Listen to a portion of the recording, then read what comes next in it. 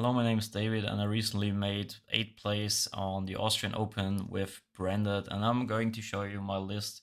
I played 57 cards in that tournament, and it worked pretty well for me. So, going straight into the deck profile, we start off with 3 copies of Aluber. In my opinion, mandatory free off. It searches you everything you need, and for example, brand fusion, brand opening, or whatever you need in a situation if you already have the brand fusion. Then we have 1 copy of the also mandatory, in my opinion, ad libitum. The fact the recursion this card provides with branded in red, or even with the simple polymerization to revive your mirror shades, or sometimes even a Luvo, who knows, is pretty strong in my opinion. So I also played 1 copy of Dramaturge. That's pretty uncommon actually. Not a lot of people actually play this card nowadays, but I decided to play it since it's my favorite card. And it actually won me 1 or 2 games because the opponent simply forgot that this card has a negate on top of it on the 3000 party. But mainly it won me the game because it's a 3k beat stick. Then we have 3 copies of Thespian Tragedy.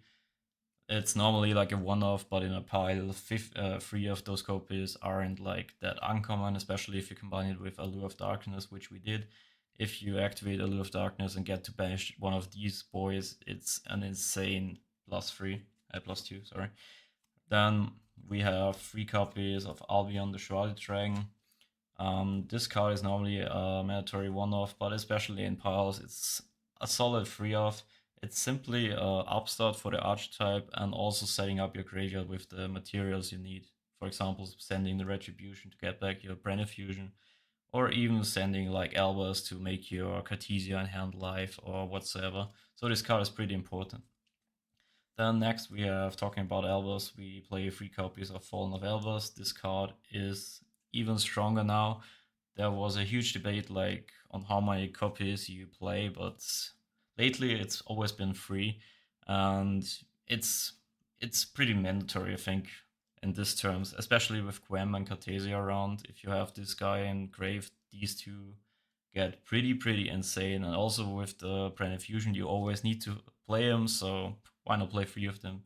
And especially sometimes even the normal summon can literally change a lot of things.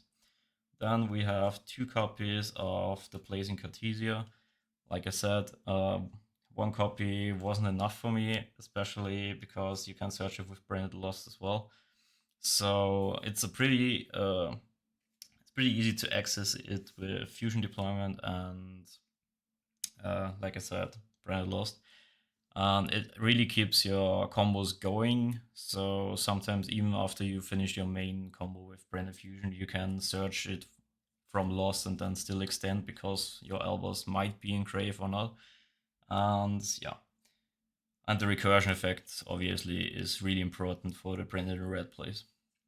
Next, the 1 copy of Quem. Quem is one of the most important things, but you only need to play one because your normal summon normally wants to be Aluba. Quem is another good target for normal summon, but you always want to special summon this one out with branded opening if possible. Or if you have Quem, you go for normal summon Quem and then go for Aluba.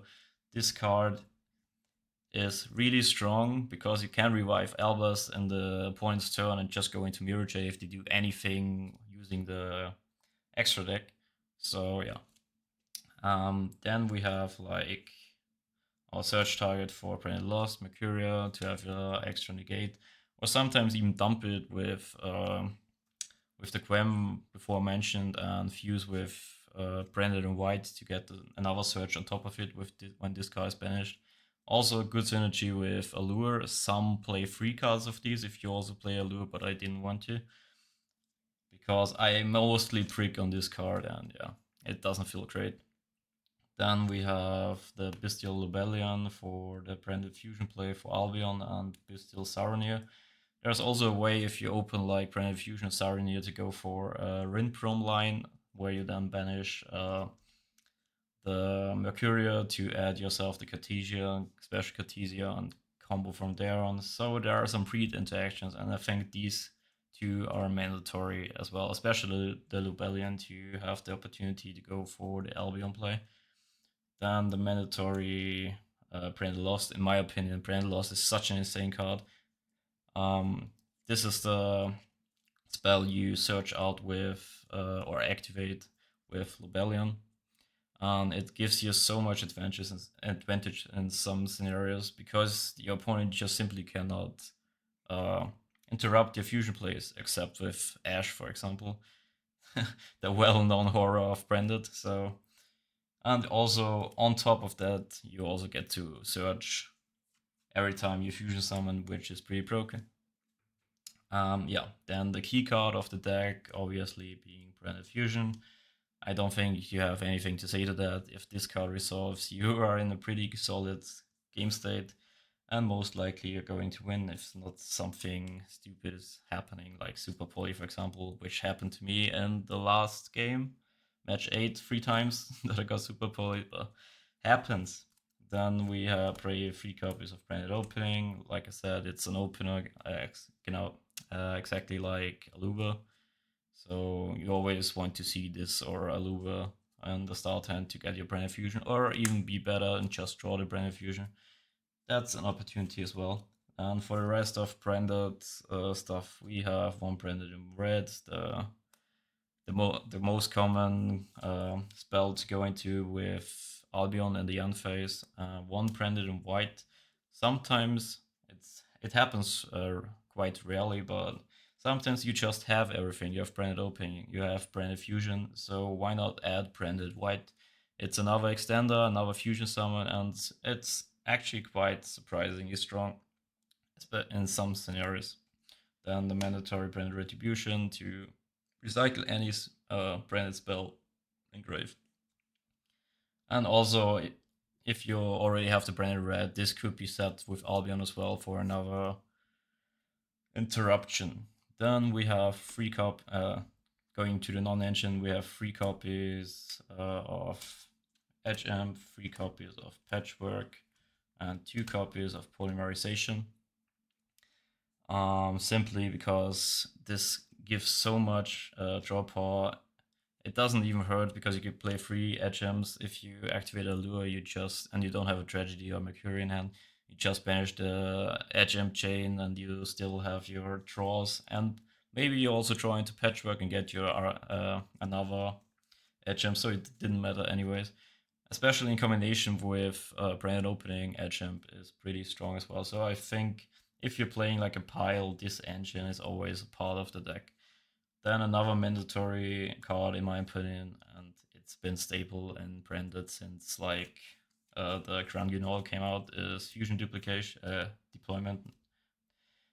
Simply just says reveal a Fusion Monster special one of the listed materials from your deck, which will always be like Cartesia, but if you already have Cartesia, you can special summon Albus, for example, which surprises a lot of people and can be pretty strong as well if you just special summon out the Albus from deck and go into Mirror Jade and they don't have a way to respond. So then this to another part of the non-engine, I decided to play 3 super polymerizations. We will see the targets later on, but I still think that to this point this card is way too strong and it should be banned in some point, but apparently Konami doesn't want to, so we keep play it. Then we didn't go for the hand trap route. I still play the more or less go second version with 3 copies of Thrust and 3 copies of Talons. Yeah, I don't think it's so common that you always draw the hand traps you need if you're playing a huge pile. So I think these cards do way more. If you get hand trapped on the Ash, you can rip a card out with Talons or even draw 2 to maybe make a place even without branded fusion. And Thrust, if you have it in hand, you play also 1 copy of Fusion Duplication, which we will see later. So you can copy the effect of branded fusion and just do it in the enemy turn instead, opponent's turn. Then, like mentioned, the 3 copies of Allure of Darkness. It's just for the draw power. and in combination with tragedy, it's pretty insane. And all your whole deck except Quem and Cartesia consists of dark types, so you always have something to banish. And going over to the one-offs, we play one Gold Sark for either Mercuria or Tragedy. Which case you, which card you need. If you need a Cartesia, you're probably going to banish Mercuria, and if you need your opener Luger, you're going for Tragedy. Then we play one Foolish, also for Tragedy to get your starters. These basically are two more copies of your starters, a Luger branded opening, and so on. And the one off called by even in 57 cards, this card cannot be replaced because when you get ashed and you may manage to draw this card, even in 55-7 cards, it's insane and it changes everything. I happened to draw it like 3 turns in a row, even with 57 cards, so it was pretty hilarious. And last but not least, for the main deck, we play the one copy of Fusion Duplication. Just as I said, if you get ashed or hand trapped in your turn, you use Thrust into Fusion Duplication to make your plays anyways. Then we're going, let me clean up, now we're going to the extra deck. The extra deck is pretty simple, so they're basic like 2 Albion, 1 Lobelian, and 2 Mirror Jades. 2 Albion in my case are mandatory. The 1 Lobelian, I happened to play against Kashtira. I was scared if that he is going to banish my Lobelian, but he went for Guardian Chimera instead, so I was pretty happy about that, but otherwise it would have been pretty huge for him if he would have got rid from my Lobelian, but normally you don't see Kashtira that often anymore, so I don't think he will ever go up to 2 copies again. Or maybe with the new XC monster, which can rip one of your extra deck, maybe you try to play 2 in some future, but I don't think it's ever going to happen. And I don't think these cards need explanation. Then we play one copy of Januar for Cartesia, Fusion Deployment Tile, and because this card sets everything up. Normally, if you're playing the Gimmick Puppet lock, you're going to mill the Gimmick Puppet monster, but I decided not to. In this case, you mostly go for Ad Libitum. And yeah. Then we played one copy of Titanic Lad and one copy of Rimprum. I decided to play Titanic Lad because, like I mentioned before, I think that Quem is a really important key piece in this deck currently. So having the opportunity to send Titanic Lad in worst case scenarios for Granguinol and setting up the Quem is pretty strong in my opinion. And the Rimprum, it's just like a free reborn in the enemy turn for Albus, and Albus has so much targets to fuse into, so this card will always be worth it. And especially, I happen to see a lot of Flounder running around in Linz, so this card is also pretty huge against Flounder because it needs a winged beast, and as you know, Flounders are dead. Then we play one copy of Masquerade. I decided to play these especially for Labyrinth as well, because with the new card transaction rollback, I think that's another neat win condition against Lab, even though I think the matchup for Branded against Lab is pretty strong already, also in favor for Branded. But that makes it pretty hard for them to actually use their resources in a good manner because they pay Half-Life and they also need to pay taxes. Then the one mandatory Guardian Chimera for the branded red play, so especially with the polymerization plays from the Frightfire engine. One copy of Dragos Tapelia, and I decided to play one copy of Magnum. This card only came up once. I really wanted to play it, but it never actually made any difference. So I was thinking about cutting this one again, but in some scenarios, this can be actually pretty huge. But yeah. Then the super poly targets are Garura and Matrang. I wanted to play a Draco Equitan as well, but I didn't get it in time, so it's only these two. And I was actually fine because I didn't happen to run into Manadium. And I think Manadium is one of the worst matchups so far for branded. So yeah, I was quite happy about that. but I will get my trade returns soon. And last but not least, another card not a lot of people are playing is Despian Luluvalif. I decided to play this one because I was testing a lot with Branded and with the Equitan and the extra deck, but it never came up. And I always had Granguinol on board or in graveyard, but he never could use his effect because I didn't have a target. So I decided to play Luluvalif, and it did come up often, so this card was out a lot of the time and it did matter in fact, but sometimes I wish that this card was Quaratus instead, or however you pronounce this guy, simply because you can hard fusion summon it and don't have to rely on Granguinol every time. So if I'm going to change something, maybe Luluvalir for Quaratus, but otherwise I was pretty fine with this decision. Then going into the side deck, we are playing one Magnamud. Never came up. I mean, a 1 off and 57 cards, you have to draw it, but if it does come up, it's pretty strong. But it also fell out of favor in this format because fire is the go-to now, so yeah. Then we have 3 copies of Ash Blossom, especially for the mirror match and also against Labyrinth, obviously. I mean, they got transaction rollback, but it's still one of the key pieces. So if you ash the big welcome, they have to have transaction rollback, otherwise they don't have a play. Then we also played 1 copy of Shadow Dragon.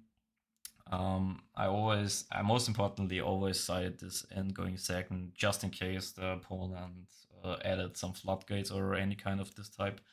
So simply this card is all just here for branded fusion, dump this one and Elvis, go for your Dubellion and chainlink 1 Dubellion, chainlink 2 Dragon, get rid of the floodgate, whatever they have on board, or any kind of interruptions, what are there, and just play normally from there on.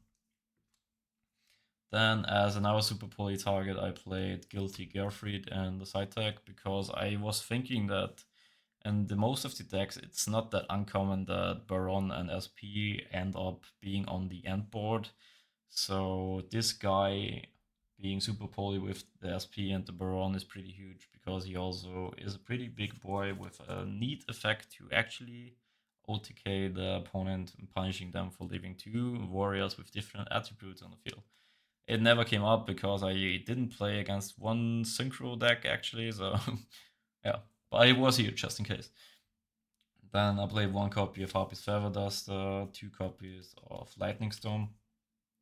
I was debating if I would go for Lightning Storm or for Pancake Drops, and I decided to go for Lightning Storm just because I was playing Thrust in the main deck and I could easily search it out as well on top of hard drawing it. It came up a lot. It got judgmented twice against the Flu player, so yeah, that was unlucky, but thinking back, I actually would have liked playing Prank Drops over Lightning Storm instead, but just because I was playing against a Centurion, which won the regional, and they flipped anti-spell 2 times, and I had both times I had Lightning Storm in head, and I just couldn't activate it. If it was Pancake Drops, I could just summon Pancake Drops and pop the anti-spell and play on from there. So if I would change something in the side deck, I would probably switch out the Lightning Storms for Pancake Drops. And then we have another thrust target with Change of Heart and Herald of the Abyss. Change of Heart never came up. I probably need to search something different for that, and Herald of the Abyss is just a mandatory thing for me for the purely matchup. So this card didn't come up as well because I didn't have a purely matchup in this regional, but it will always be in there just in case we ever happen to run into purely or any other unoutable thing when there is a random Nista player, for example. Then we play 3 copies of Forbidden Droplet. This card actually came in clutch in a lot of matchups. This is one of these cards I sided in often, and when I had it, it always won me the game. yeah, I don't think you need to say anything more. And I wanted one more security for going first, so I also cited one copy of Branded Banishment because this card is actually pretty insane, especially in the mirror match and also against Labyrinth. Same reasoning probably for Ash as for this card because you just reborn your mirror trade, for example, and fuse with the opponent's board. In this case, I was also thinking because I put in this card to play a Starving Venom in the extra deck because it's way easier to summon Starving Venom with this card than with anything else. That was my deck profile. Like I said, I got 8th place on the Austrian Open, and I hope you enjoy it. And peace out.